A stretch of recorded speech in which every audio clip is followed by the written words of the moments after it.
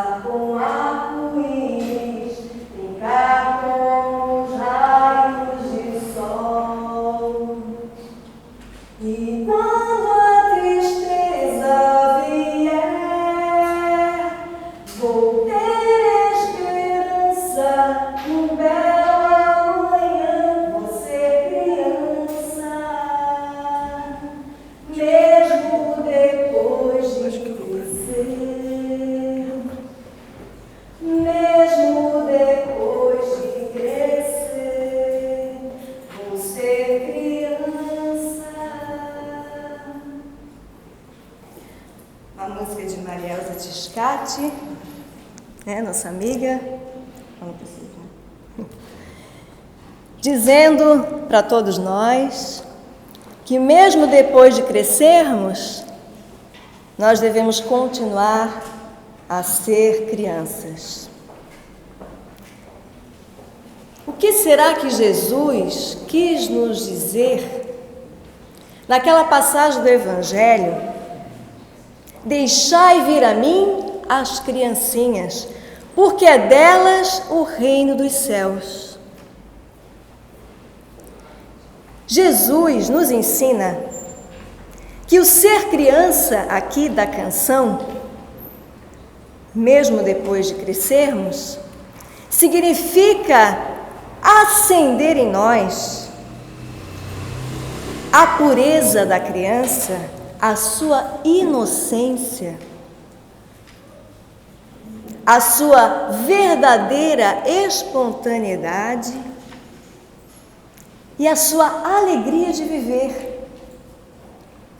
E mais ainda, a luz que a criança traz para dentro de um lar, nós somos todos testemunhos aqui.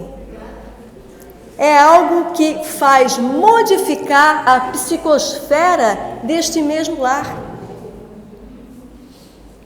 Se é uma criança que chega para renascer naquele lar, ou se é uma criança que nos visita, modifica completamente a vibração do ambiente. Porque a criança, ela traz esse símbolo da pureza que Jesus nos coloca nessa passagem do Evangelho. Para darmos continuidade a essa fala, hoje estamos aqui para trabalhar a questão da criança, principalmente da criança em nós. A criança que precisa ser evangelizada a tempo, porque não sabemos o dia que nós vamos partir. É melhor que nós possamos partir sendo crianças do que sendo bem velhos, né? Alguém quer desencarnar assim? Velhos por dentro que eu estou falando. Que é isso que Jesus não quer que a gente fique. Ranzinzos ou ranzinzas, né? Briguentos ou briguentas conosco próprios.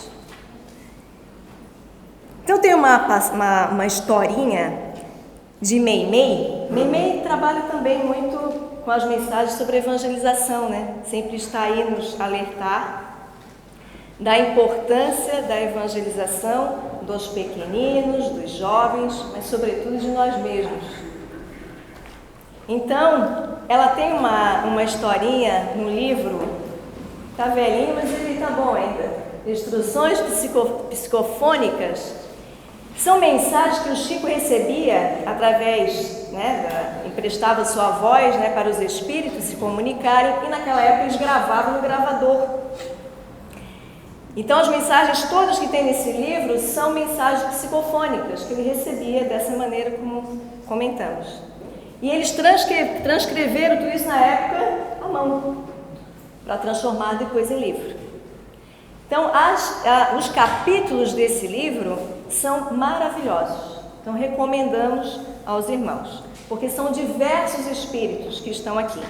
Inclusive espíritos que trabalharam com André Luiz no nosso lar e tantos outros. Meimei, Emmanuel e assim vai. E hoje nós escolhemos aqui um capítulo de Meimei para nos chamar a atenção de algo que a gente vem trabalhando muito na evangelização infanto-juvenil da nossa casa também, e também no gênero. Nós trabalhamos muito essa questão que nós vamos tratar aqui, né, nesse capítulo, que é o coração e o cérebro. Esse é o título que a Meimei nos traz, que é o trabalho do sentir e do estar intelectualizado. Por onde que nós devemos caminhar. Então ela vai nos ensinar. Só que nós vamos fazer um convite a todos para que nós visualizemos do nosso jeito o que as metáforas que ela vai trazer aqui dessa pequena história, vamos dizer assim. Então é importante que nós visualizemos para depois nós sentirmos no final do nosso encontro aqui de hoje o que transformou dentro de nós. Porque ao chegar na casa espírita, alguma coisa tem que transformar dentro de nós ao sairmos daqui. Nós chegamos sempre de um jeito e nós devemos sair de outro. E aí nossa intenção aqui é que a gente saia melhor. Vocês estão bem concentrados, acho que vocês vão visualizar bem. Vamos lá. Primeiro dizer como é que foi essa reunião aqui, né, que é descrita no início do capítulo. No encerramento das nossas atividades, isso lá no Grupo Espírita da Prece em Uberaba, né? Na noite de 2 de outubro, é o mesmo mês que nós estamos, né? De 1954. Essa mensagem veio em 1954 e ainda continua atual. Aliás, tudo na doutrina espírita continua atual.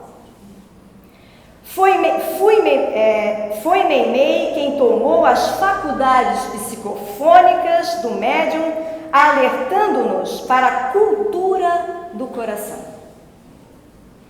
Este capítulo é de extrema importância. Então agora começa a nossa visualização. Imaginemos um castelo. Já veio um castelo na mente? Vamos recordar das nossas reencarnações passadas. Nós vivemos por essas redondezas aí, né, Manchamba? Mandando os outros, né? Não é coisa muito boa, não, né? Mandando matar, umas coisinhas assim meio fracas, né? Por quê? O castelo nos lembra muito isso, né? Aquelas épocas mais difíceis da humanidade. E também faz a gente imaginar aqueles de filme, um castelo.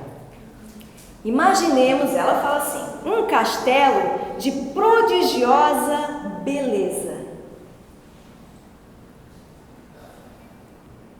Ao cimo da montanha, no topo da montanha. Talhado em ouro maciço. Não é qualquer castelo, não.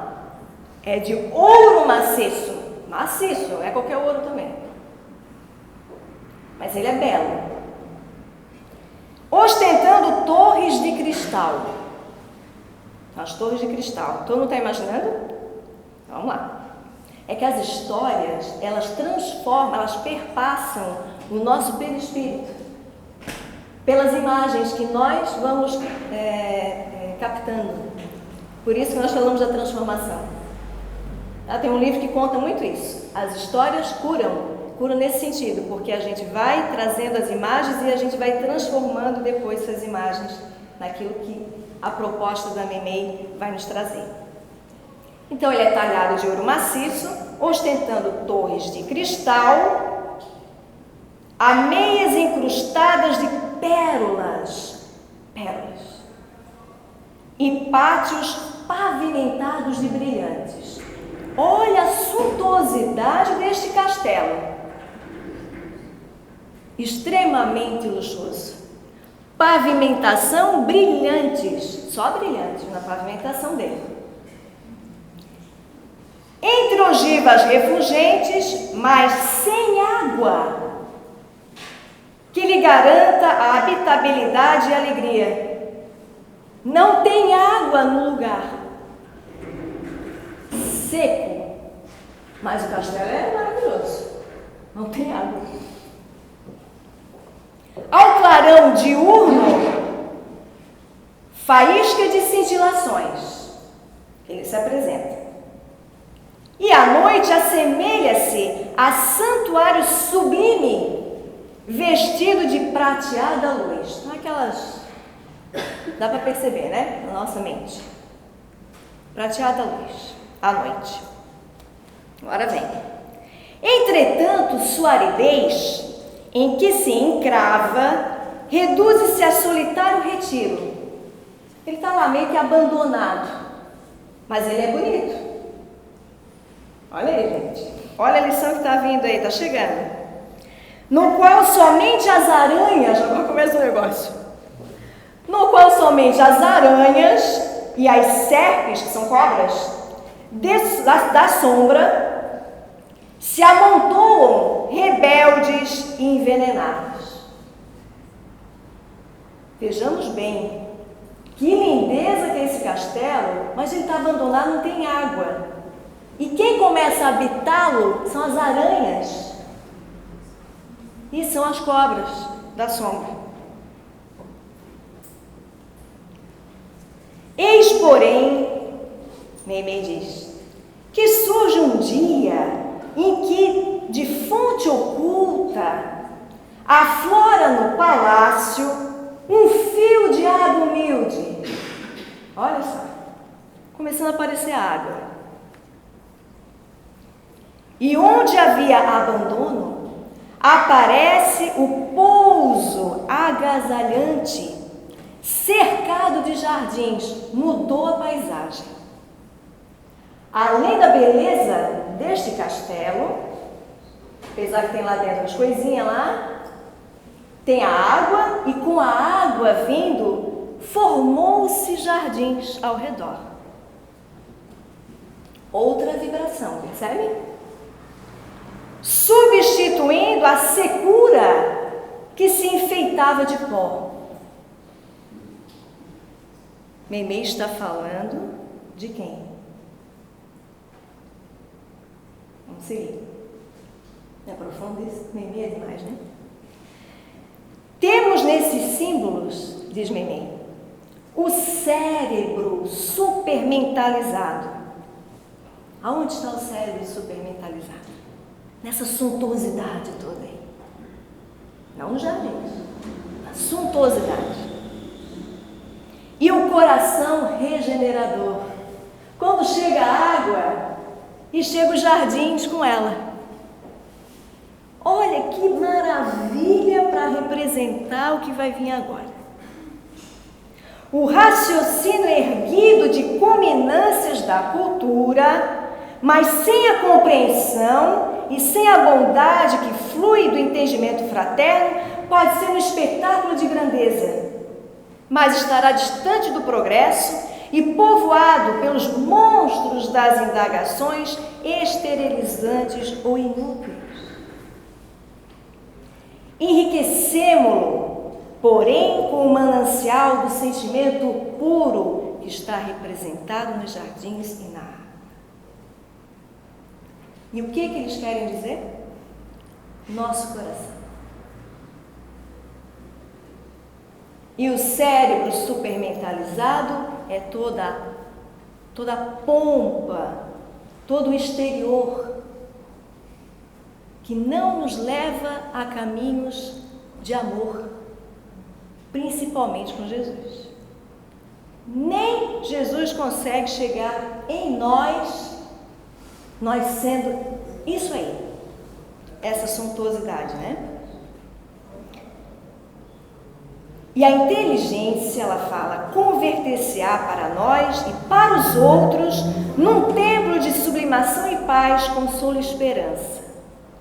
Agora ela vem para dar a explicação. Cultivemos o cérebro. Ela não está falando mal do cérebro, não. Ela só está dizendo que ele não pode ser mal conduzido. Cultivemos o cérebro sem esquecer o coração. Olha só.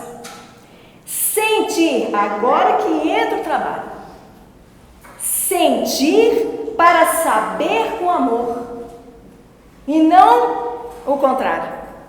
Não saber com amor para sentir. Primeiro, nós temos que trabalhar aqui, não aqui. Aí ela fala, sentir para saber com amor e saber para sentir com sabedoria. as duas asas que o Emmanuel fala para nós. As asas do amor e da razão. As duas precisam caminhar equilibradamente. E o que nós fazemos no nosso processo de evolução como espíritos encarnados? Qual é a proposta de Jesus para nós? Que nós trabalhemos o coração. Porque o nosso pensamento só vai ser modificado se nós trabalharmos o nosso coração, se nós ficarmos realmente atentos a isto. E não preencher o nosso cérebro com uma montoeira de letras sem significado. Por isso nós aprendemos o seu Valmir, que ele não está aqui, mas o seu Valmir sempre dizia para nós, no Romeiros da Fé: tire o espírito da letra, senão não vai entender Jesus jamais. É isso que ela quer dizer aqui. Mas não esqueça que não vai ser lendo todos os livros que nós vamos nos modificar sem aliar o coração. Se o coração ficar de lado, nós não vamos modificar a nossa encarnação. E aí ela termina dizendo: porque o amor e a sabedoria são as asas dos anjos que já comungam a glória de Deus. Então ela nos pede para que nós comecemos agora, porque os anjos, que é onde nós vamos chegar um dia, que é a evolução máxima, né, de espíritos puros, lá eles já sentem isso integralmente. Eles não separam, nós ainda separamos, nós ainda precisamos separar para poder entender. E eles já têm isso incorporado no processo deles de evolução. E Jesus é um espírito puro. Só nós pegarmos o Evangelho e sentirmos as palavras do Mestre, nós já vamos penetrar como nós vamos ser no amanhã. E ali, os exemplos que ele nos traz é aquilo que nós temos capacidade de fazermos. Senão seria uma mentira o Evangelho. E não é. Nós sabemos que não é. Mas a postura dele, com retidão, com amor profundo pelo outro, nós vamos ter lá na frente. Mas agora nós podemos sentir amor. E podemos sim melhorar o nosso coração e muito antes de partirmos. Melhor começarmos agora, hoje, nesse momento. Queremos ser o castelo diante ou queremos ser os jardins ali com a aguinha, com a chuva batendo e trazendo, né, o florir da vida para nós? Tem um outro capítulo que o Espírito Aulos, que foi instrutor do André Luiz, nos fala uma coisa muito forte. Ele nos diz assim, ó, ele corrobora o que a Meimei fala, parece até combinaram. Sentindo, modelamos a ideia. Sentindo. Pensando, criamos o destino. Quando nós queremos resolver qualquer problema, seja em casa, seja com um amigo, seja com quem for, nós buscamos o quê? Raciocinar. Claro, nós temos a razão para isso.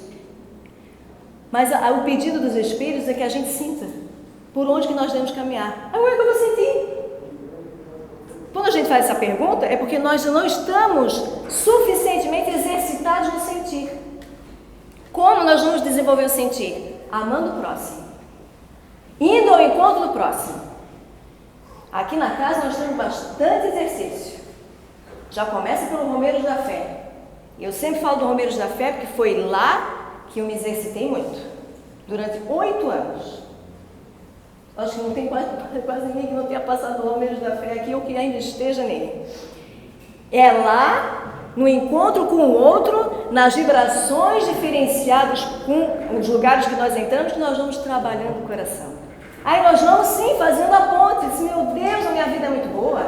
Olha o barraco aqui que eu entrei. As pessoas tudo amontoadas. Nós vamos fazer evangelho aqui. Vou beijar as pessoas sujas? Vou, porque aprendi com seu amigo. No início não beijava, não. Ah, difícil o negócio. Aprendi com ele. Pena que ele não está aqui. Ele ia gostar de falar que a gente fala do Romeiros, né? Mas é isso. São exercícios do sentir. Então, o sentir não é utópico. Ele é possível de ser exercitado. É só ir ao encontro do próximo. Agora a Albertina vai dar continuidade para dizer umas coisas mais para nós. Olha a música que ele escolheu.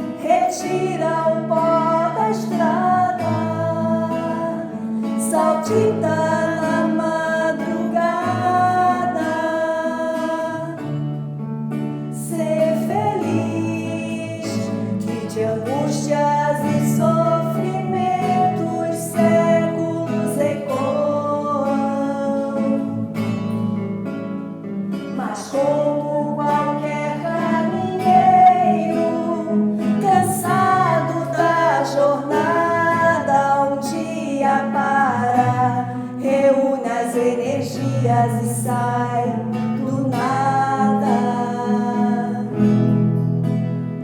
Começa toda a estrada com a alma renovada. Joga a roupagem fora, veste a túnica de luz, rompendo nova hora. Levanta alma errante, joga a roupagem fora, veste a túnica de luz, rompendo nova hora. Oh, levanta alma errante.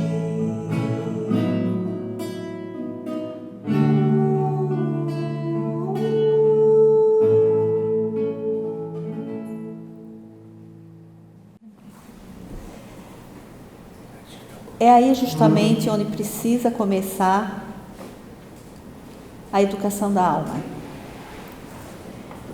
Evangelizar ou educar, espiriticamente falando, André Luiz é quem vai esclarecer bem isso quando ele diz que a alma da educação é a educação da alma. Ele fala isso no livro Conduta Espírita. Então vejam a necessidade que tem os pais de olharem para esse sentir que a Patrícia fala, ou que falou. Porque a educação do ser e a criança, ela nada mais é do que um espírito reencarnado que traz uma série de tendências que ela já viveu de outras existências. Então o pai e a mãe precisam estar atento a essa criança. Mas não tem como eles estarem atentos à criança se eles não estiverem atentos à educação de si mesmo, ao auto-evangelizar-se. Então,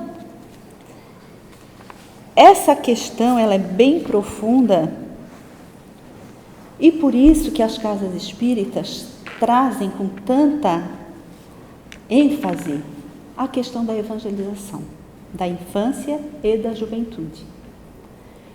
Por quê?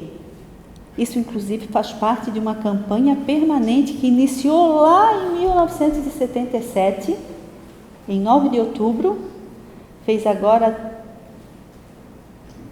41 anos, né? 41 anos. Uma proposta que tinha como um projeto de apenas 6 meses e no andar da carruagem se percebeu que a educação da alma é um processo permanente, né? E por isso a campanha se tornou permanente. O espírito Estevão, que não é o Estevão do Paulo Estevão, ele trouxe uma mensagem falando a respeito desse sublime investimento que é o evangelizar. E lá então ele dizia que a criança e o jovem reclamam direção no bem. evangelize, coopere com Jesus. É a mesma coisa que se dissesse, né? Eduque a alma. Coopere com Jesus. Esse educar, então, que a doutrina espírita traz, é o educar os sentimentos. É o experimentar este atributo que todo ser tem,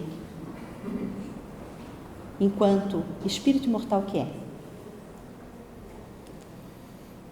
E por isso que cada pai e cada mãe, por mais difícil que tenha na sua relação familiar um filho, entre aspas, considerado problema, precisa modificar o seu olhar para esse filho. Por mais difícil que ele seja, ele deve dizer para si mesmo que o meu filho é uma bênção.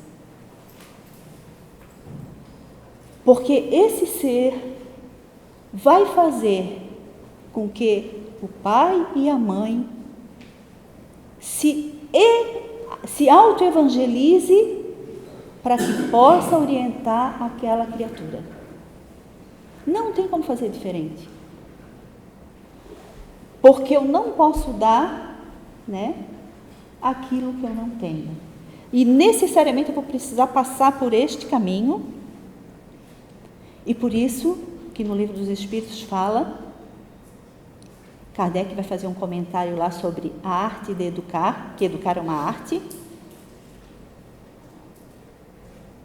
É a arte de formar caracteres, formar caráteres, né? Vai exigir atenção, cuidado. E cuidar do outro, há que ter muito amor. Muito amor. Então a família, ela é a diretriz para esta criança ou este jovem que está reencarnado para se tornar um homem de bem. E essa meta está bem clara aqui, né, no Evangelho segundo o Espiritismo, onde fala das características do homem de bem. Então, educar, muito mais do que passar pela palavra, é passar pelo exemplo. Francisco de Assis, quando estava para desencarnar, ele chama os seus discípulos e fala assim para eles: preguem o Evangelho. E se for preciso, usem palavras. Ou seja, ele está dizendo que necessariamente não é assim que se prega. E se nós formos buscar exemplos no Evangelho, Jesus tem inúmeras passagens em que muito pouco ele fala. Muito mais ele faz, muito mais ele age, muito mais ele opera no seu comportamento, né? Então, meus irmãos, educar vem do termo latino educere, que significa tirar de dentro, extrair. E a gente confunde muito achando que educação é instrução. E no mundo material, as escolas é que são responsáveis por isso, né? Pela instrução, pela informação. Mas também as casas espíritas são um campo de semeadura bastante grande e de muitas possibilidades para exercitar esse sentimento, essa alma, né? Há que se buscar a vivência desses ensinamentos. E para trabalhar com a criança ou com o jovem, é necessário observar, né, muito muito observar. Se a gente for olhar as parábolas do Evangelho, Jesus era um eterno observador. Até hoje ainda é, né? Então, se o centro espírita pode colaborar na educação, muito mais pai e mãe precisam entender que é da sua responsabilidade, da sua tarefa, encaminhar aquela alma que chega neste mundo com uma série de possibilidades para amar. E a criança, nesse período da infância, ela é muito mais acessível às impressões. Está lá, inclusive, no livro dos Espíritos, né? Que facilita a recepção dessas informações, e não só as informações, mas principalmente os exemplos do pai e da mãe.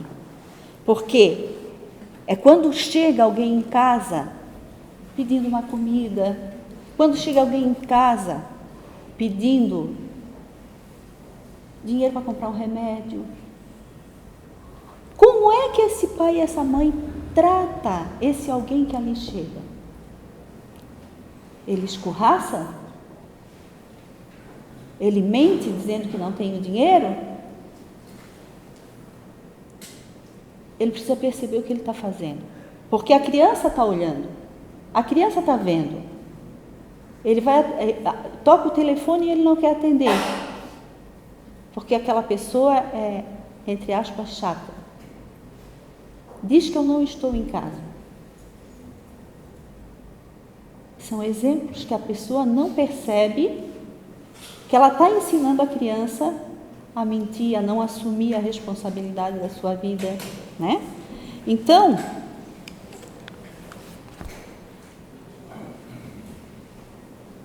educar é fazer com que aquela alma descubra dentro de si as possibilidades que ela tem de amar. E a gente, enquanto educador, a gente, enquanto pai e mãe, tem o dever, né, de trazer essas experiências para a criança, para que ela possa ter a sua própria experiência. Por isso que muitas vezes, nas tarefas de evangelização de uma casa espírita, se exercita vários tipos de dinâmicas adequadas à linguagem infantil, jogos de cooperação, uma série de atividades que façam com que ela vivencie situações onde ali ela vai ter que mostrar o que é que ela está sentindo, como que ela está vendo aquela situação, como ela está agindo, né? E é nessas questões que a gente precisa estar atento. Então, não podemos de maneira nenhuma vacilar. O vacilo é uma falta de cuidado. E nós precisamos fazer com que a criança se aproxime da sua origem, que é um filho de Deus, se aproxime de Deus já desde a infância. Porque a felicidade dela vai depender dessa relação que ela tenha com o Criador, com Jesus também. E muitos dos problemas que nós temos hoje na sociedade, questões de violência, criminalidade, suicídios, muito comum, não pensemos nós que é a educação formal lá da escola, um catedrático universitário, que vai resolver os seus problemas de dificuldades na sua relação de vida e na sua relação com o mundo. Não é isso que vai fortalecer a alma.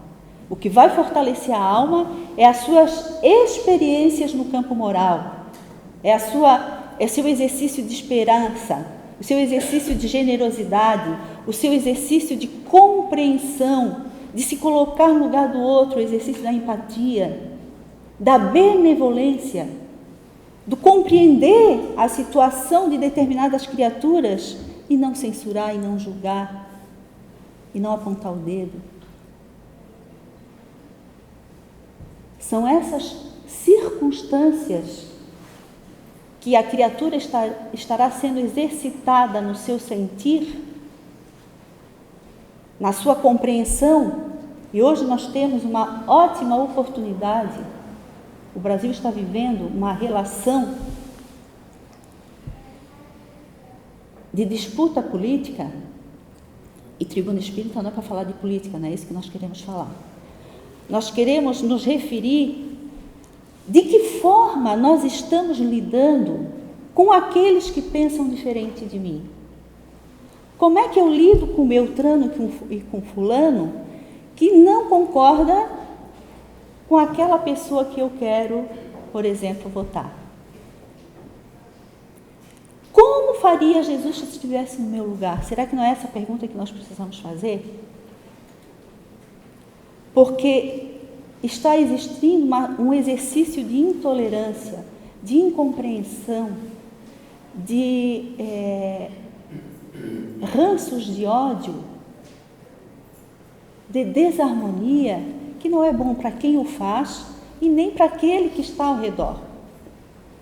Porque nós temos que lembrar, meus irmãos, da ambiência psíquica.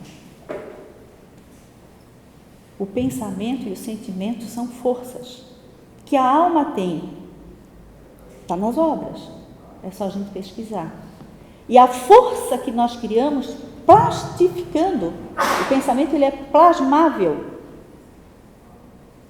Nós criamos verdadeiras muralhas de separação uns dos outros. E aonde está o exercício de aproximação com Deus? De aproximação com o nosso semelhante.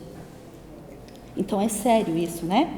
Então, por isso, a necessidade, e eu quero puxar aqui duas coisinhas. A primeira delas, para nós refletirmos, né? Num conceito que a Amélia Rodrigues diz, de quem é a criança e o jovem, para que a gente possa refletir. Ela diz assim: a criança é sementeira que aguarda, o jovem é campo fecundado, o adulto é seara em produção. Conforme a qualidade da semente, que começa lá na criança, teremos a colheita. Repetindo, a criança é a sementeira que aguarda, sementeira, várias sementes. O jovem é campo fecundado, que já está, reproduzindo aquilo que aprendeu.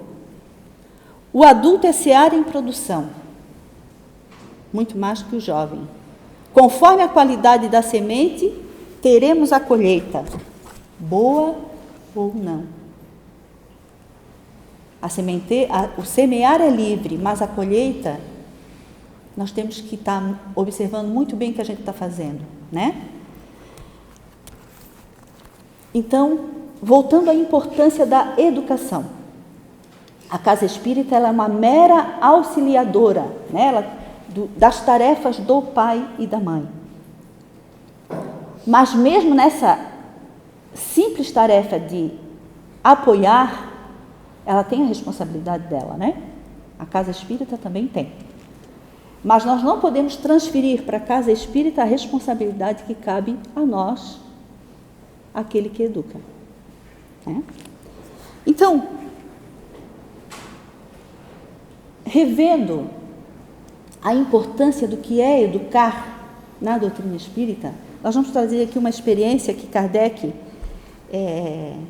nas muitas que ele teve, nas viagens dele, aquelas viagens que ele fazia para divulgar a doutrina espírita, as viagens espíritas que estão tanto naquelas revistinhas, né?